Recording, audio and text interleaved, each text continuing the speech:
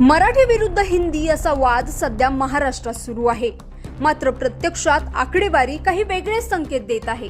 महाराष्ट्रात 68% लोक मराठीत बोलतात. त्या खालोखाल 9% लोक हिंदी भाषा बोलतात. उर्दू 6 ते 7% बोलली जाते. कन्नड, तेलुगू, तमिळ, मल्याळम, बंगाली, संथाळी, भिल्ली, मारवाडी, कोकणी, सिंधी, अहिराणी आणि गोंडी भाषा प्रत्येकी अर्धा ते 1% बोलली जाते. आदिवासी आणि इतर स्थानिक भाषा बोलणाऱ्यांची संख्या ही 3 ते 4% इतकी आहे.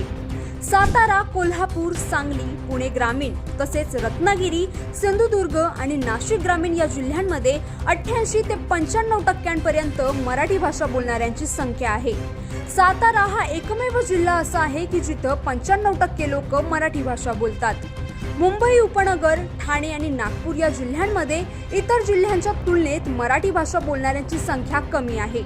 यात मुंबई उपनगर जिल्ह्यात 43%, ठाणे जिल्ह्यात 55% आणि नागपूर जिल्ह्यात 65% लोकच मराठी भाषा बोलतात.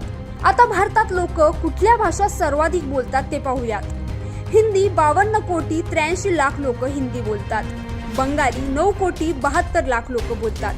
मराठी 8 कोटी 30 लाख लोक बोलतात. तसेच तेलुगू 8 कोटी 11 लाख लोक बोलतात. तमिळ 6 कोटी 90 लाख लोक बोलतात.